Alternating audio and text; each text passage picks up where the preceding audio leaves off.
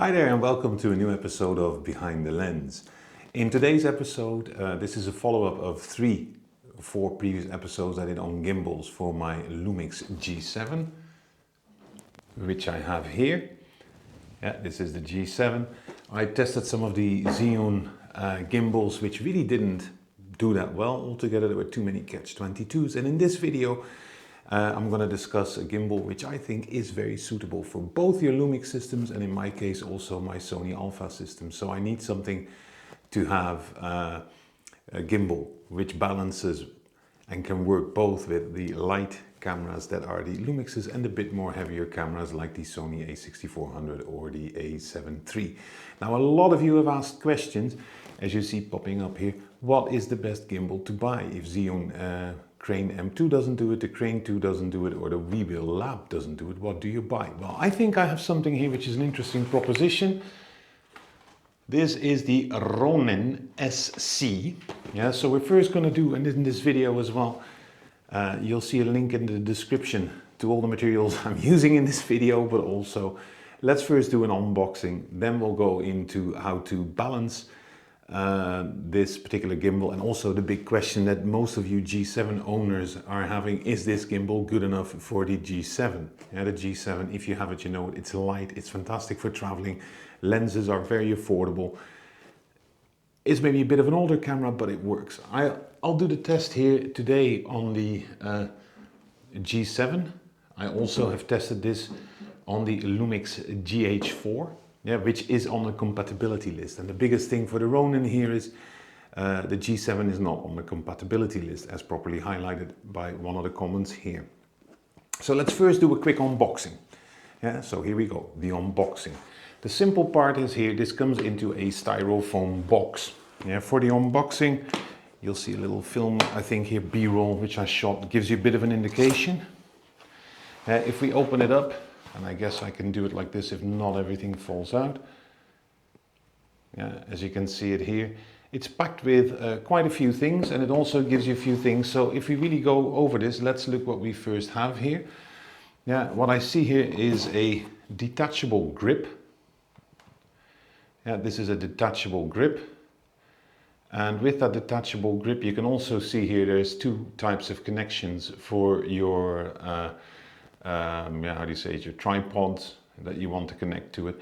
And over here we see the electric connection points to the actual engine of the gimbal. On the side here, if you push this little button, you'll see it now, is the battery life. So this is also, this doesn't come with any spare batteries. This is really a chargeable battery grip that you have with the actual gimbal. So I'll put that over here so we can at least see it.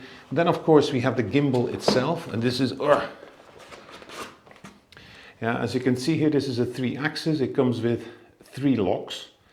Yeah, let me just do it like this. It comes with 3 locks. One here, which we're going to unlock. One here on the other side. Yeah, so this allows you to kind of rotate it already. And of course, the most important one here on this side, which I always seem to overlook.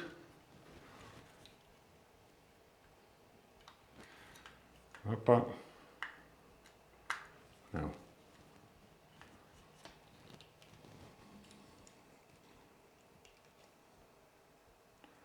And it seems to be jammed. How is it possible?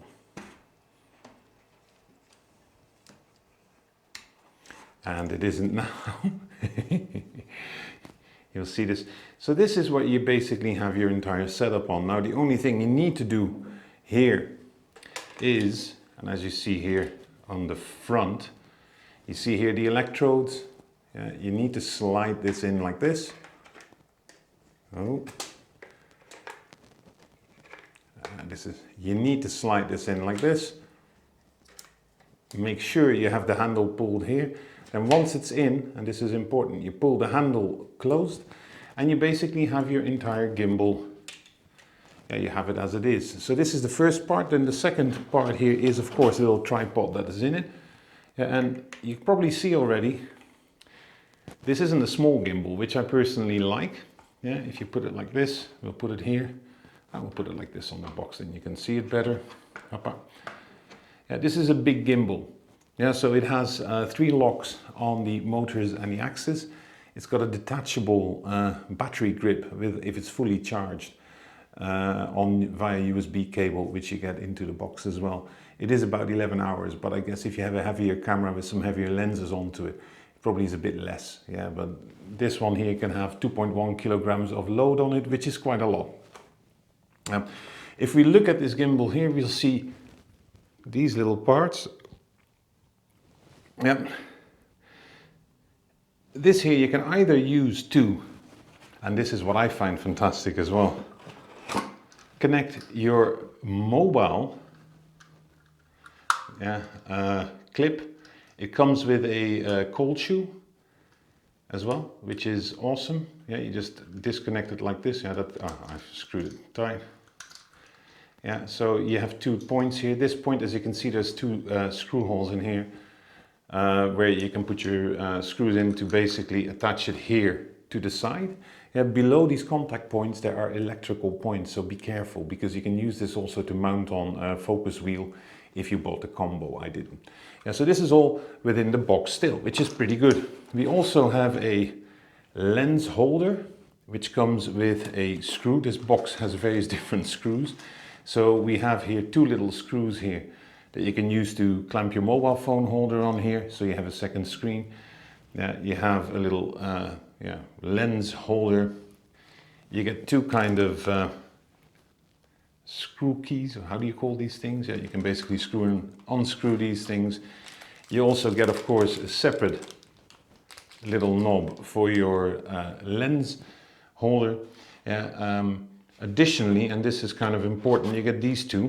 You get a little plate to mount your camera on. What you do is you mount your camera on here, we'll see that later on.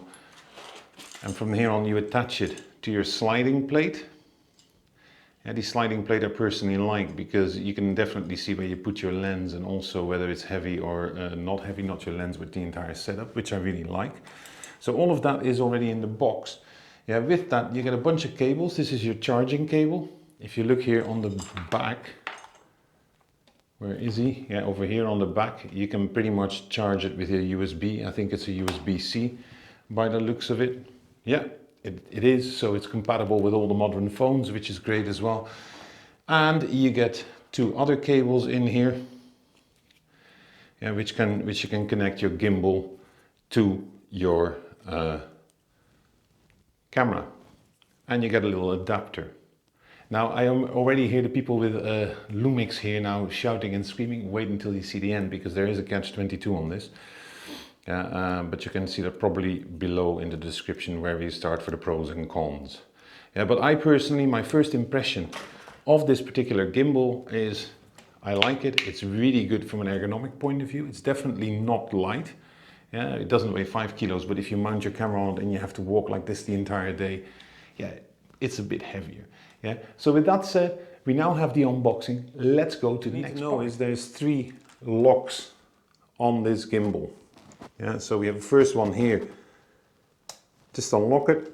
As you can see, it kind of immediately goes away. Then we have one here on the tilt axis. You unlock that as well.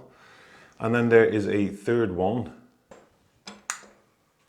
Once you have this, it's basically unlocked, so it's very simple. So let's first do that. But one of the things you need to have though is to mount your camera. I have both the Lumixes here in my hand. I have here this is the lightest one. This is the G7, very small, with a 14mm lens on it, and this is the GH4 with the 25mm lens on it. And for this test I'll use the G7 with the 25mm lens. This is still a very light camera, and one of the issues I had with, for instance, the Xeon Crane M2 was the fact that the viewfinder was too big, and somehow the camera didn't really balance the way it should. It took a lot of the motors of the M2. Now with this gimbal, in my initial test, I'm not worried about the motor, I really am not. So here we have it, 25mm lens. You see it all here, so that's it. Now for the balancing here, is the first thing you need to have is a little screwdriver. The way that this is set up is you've got your actual slider plate, which goes really in here. But on top of it you mount this little baby, with a little screw into it. So what you first need to do is screw your camera on. That sounds kind of bizarrely weird. It's important to see how do we want to make this stand. We have it here. Yeah, so you need to screw this on in this way, as you can see, upwards. So, let's see. Now these two little babies here, this is relatively simple, all of this. These screws, by the way, are all included into your package, as you just saw in the unboxing, which is pretty awesome.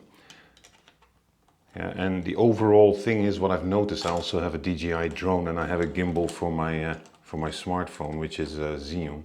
There's one thing about Xeon which I've seen is that their consistency and reliability and connection with your apps is not always there, and in some weird way, don't ask me why, the Xeon cranes seem to behave differently altogether with the app and with your mobile phone. So that's something that I found a bit strange. Yeah. So I've screwed it on now first. Here you see it, and it's important to know here. Let me just see it. Oh, here you go. If you actually really look at this here, you see here exactly where the lens should be and whether it's a heavy or non-heavy lens. Now this gimbal can have a payload up to 2.1 kilos, so it depends a bit what you have on it. Yeah, over here I'm going to choose now not the heavy, I'm going to choose the light in my calibrations, just to see how it actually responds. Yeah, this is a bit of wasting time, sorry guys, but I've refused to fast forward this. Now, and with that, yeah, let's have a look at the gimbal here. As you can see here, immediately, you'll see that the measurements are actually on here. This is a very simple system. You have a screw here, and then you have here, you slide it in, and then it's just a fact of just balancing things out. So you have two ways where you can extend here, what I call the vertical, the horizontal one, and then here you have the vertical, yeah, which we'll get on here. So this is a relatively simple, straightforward process. Here we are.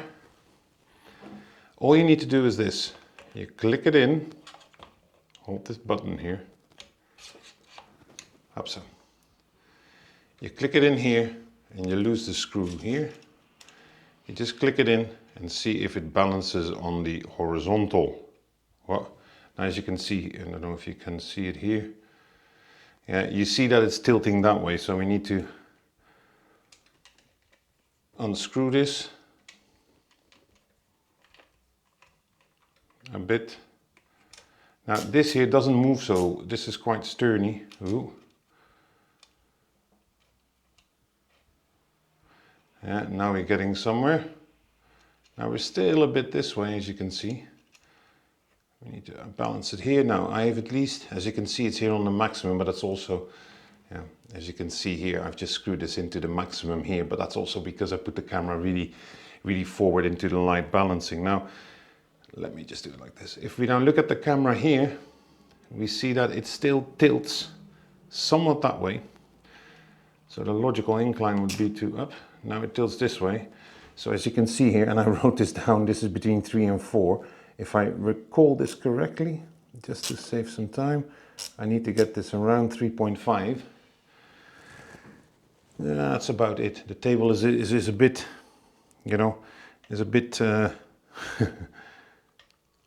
it's not fully here, water measured. Oh, now you screw this back in.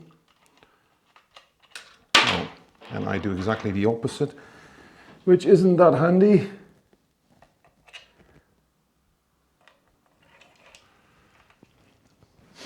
Me and technique, I always do it the wrong way.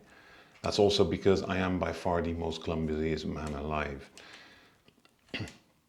Once you got this screwed in, yeah, and as you can see here, probably if I do it like this, you see that it's relatively, it's pretty much balanced now, at least that's what I think. Yeah, and now it's time for the fun part, is to connect it to the Ronin app. So here we go. You see, it's now charged on. Hoppa, there we go. Now, I have done this. So what you really do here, you really have to connect it. You allow it.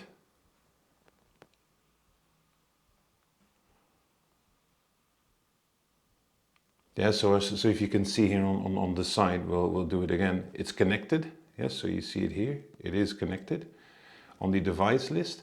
Now the first thing you need to do here, and this is something that is really important, is go into this balancing thing. There's great tutorials on the balancing within the app, and it's so clear. It really is good. So let's begin the test. Yeah. Oh, incline is insufficient. So what we need to do, we need to retry. Yeah. Begin test.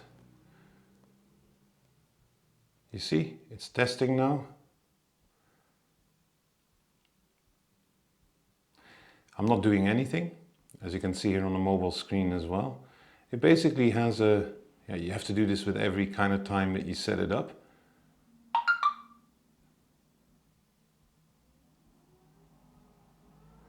You know, it says a pan rebalance, a roller's excellent tilt balance.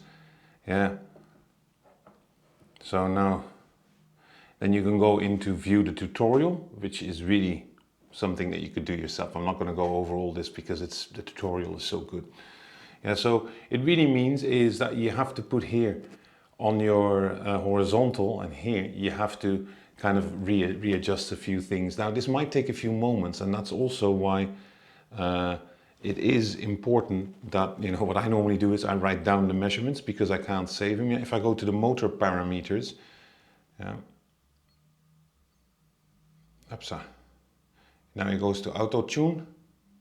This is what I normally do. Now it starts wobbling and shaking, as you can see. And I think this is really good. Yeah, I mean, this has a clear set of tests, and this is one of the things I already love about this gimbal, is that it does that. Yeah? It does the auto tuning, and you'll see here in the screen, calibration is successful. So that is, and of course you'll see that, yeah, my battery just went.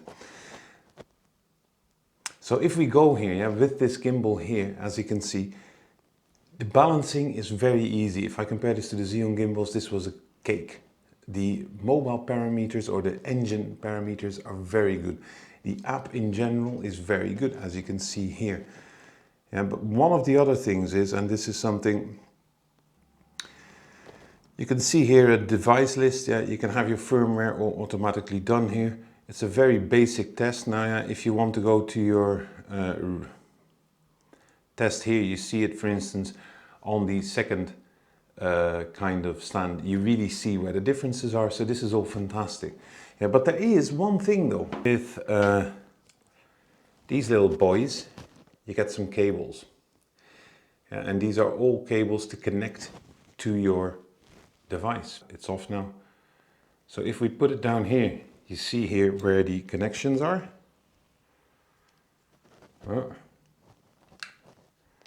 And you put this little baby into it, and you normally should be able to connect it here into your side door. Mind you, this is the G7. Yeah, so you normally would look here where to connect it, and oops, you can't. Then you get this little adapter into it, yeah, which is pretty handy. On your G7, to really get the full scale here, you'll see here on this side that the connections which you got, you don't have.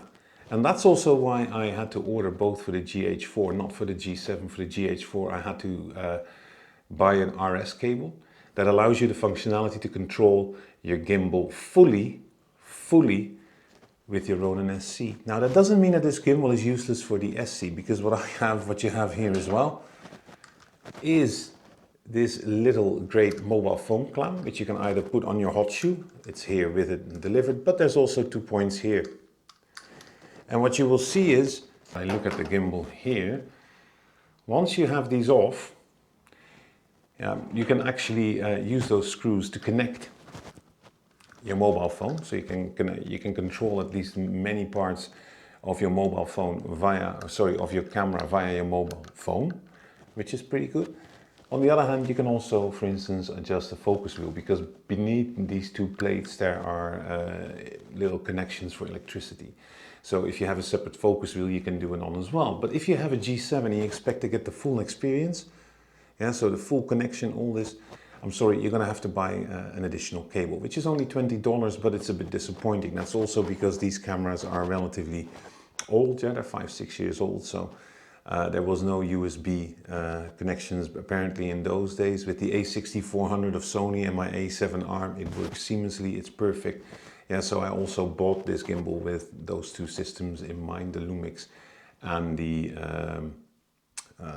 Sony Alpha system. Another thing is, somebody pointed out as well, rightfully so, the G7 is not on the compatibility list of the Ronin SC, and indeed it is not. But as you can see here, purely from a balancing perspective and from handling, this camera has no problem being mounted on the Ronin SC.